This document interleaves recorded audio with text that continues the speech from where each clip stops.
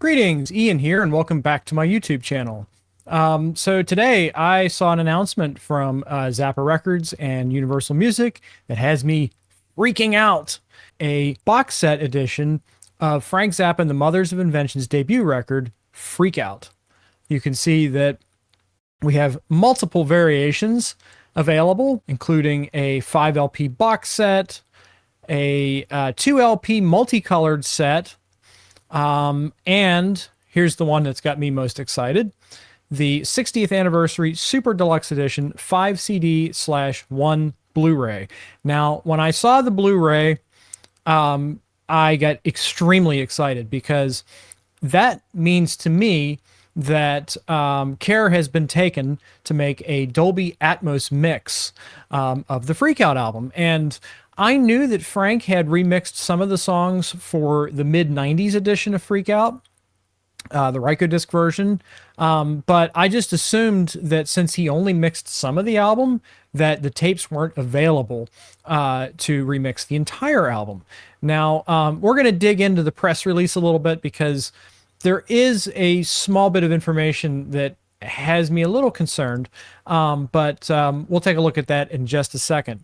There's also some apparel available, including this navy tee, a polo, a hat, another hat, a glass, another glass, a pin, and the 2 LP edition. And of course, they are offering the previous Freakout box set, the Making a Freakout Project Object 4 CD. And interestingly, I did have a look at the track listing of both this new edition as well as the old Mofo Project Object Edition, and I was rather delighted to learn that there's very little overlap, but we're going to get to that in just a second. So here's the 5 CD 1 Blu-ray edition. As you can see, there's a lot of cool stuff. I read on the press release from Universal Music that there's 105 tracks here. So disc 1 is the 1966 stereo mix, 2026 remaster. Disc 2 is the 1966 pre-master mix. And I was reading that this is a mix that was done before a lot of the effects were applied. So it'll be rather interesting, I think, to listen to this, to kind of hear a drier version of the Freakout album. So disc 3, here's something that's truly interesting. We're going to get the entire mono mix for the first time. And I watched a great interview with Joe Travers, the Vaultmeister, and John Polito, Frank's mastering engineer of choice, and the mastering engineer for a lot of these projects over the years.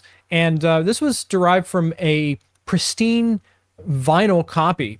And Polito was able to use some modern tech to clean it up. And I don't get the sense that any AI was used. I think this is mostly like ARA plugins and things of that sort, which I've had a lot of experience with, and I find them very effective.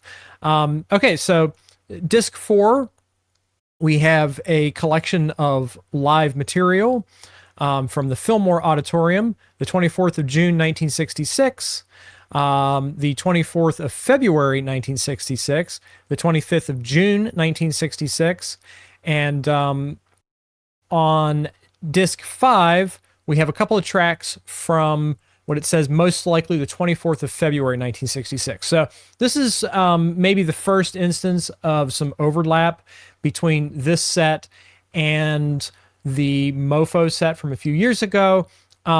Bits of this 25th of June, 1966 performance were featured, I believe, on the end of disc 3 of the Mofo set. Moving on to the remainder of disc 5, this is very fascinating. We have the original Mother's Rehearsal, 1966. This is something, again, that's never been released before. We also have the Mother's Demos, again, pre-Freakout recording sessions. This is going to be very fascinating. And we have Freakout mono reference mixes. Now, some of these were released on Mofo, both the 4-disc and 2-disc editions, but I don't think we got all of it. So this is the first time that all of these mono vocal reference mixes will be included. On to the end of disc 5, we have Freak Out Session Outtake Collage. And I know for a fact the Freak Out Xylophone was included on MoFo. It's again on the 2-disc version, which I have here. I think the point in bringing this up is that even if you do own that 4-disc version, there's very little overlap. Just a couple of songs, and I get the sense that the MoFo Project Object version was more of a studio box. It was more of a studio box or even a making of documentary style release, where this is more of a pre-recording alternate version of the albums. Like we have the mono version, we have the pre-mix version, as well as some more extensive live recordings. So it's a very different sort of box, and I think that these two sets can work together in tandem if you're as big a fan of this album as I am. So, okay, on to disc 6, the Blu-ray.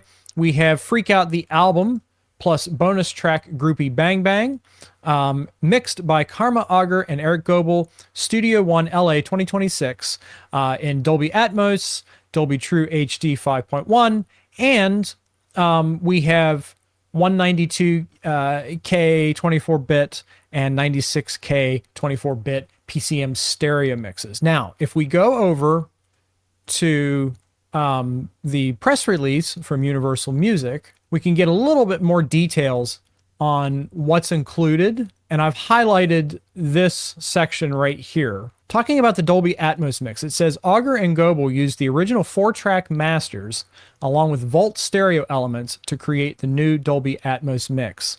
Now, I'm not sure what this means, and I would appreciate a little bit more clarity and transparency on what is being said here. Okay, for one thing, 4-track masters aren't a lot to deal with, especially when talking about Dolby Atmos. And I feel like, you would almost want like a quad mix, or at the very least 5.1. So I'd be curious what they could do with those 4-track masters in Dolby Atmos. I mean, I'm sure they could do quite a lot. I mean, especially if you have tracks that have multiple instruments on them, like say there's a tambourine on a track and then later it's a vocal and then later it's a snare drum or something like that. I don't know. I'm just kind of riffing, but you could, I should say, Karma and Eric could separate those discrete tracks and make it bigger than a 4-track master would be, or a 4-track mix would be.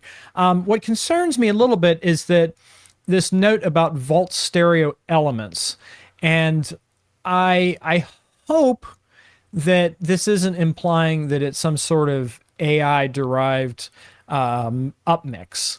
Now, I've heard a couple of these AI derived upmixes, and they've been wholly successful. I would point to Stephen W. Taylor's mix of Hawkwind's Hall of the Mountain Grill, which I think is excellent. There's also been a few examples of Steven Wilson using this technology to fill gaps. So if they use that, I mean, it's not necessarily indicative of a issue. It's just that I did have a chance to listen to the In a Glass House Gentle Giant algorithm derived mix of that album, and I was kind of mixed on it. So we'll just have to see. I did pre-order this. I'm very excited for it, of course. Aside from that small concern, I think this is a wonderful set.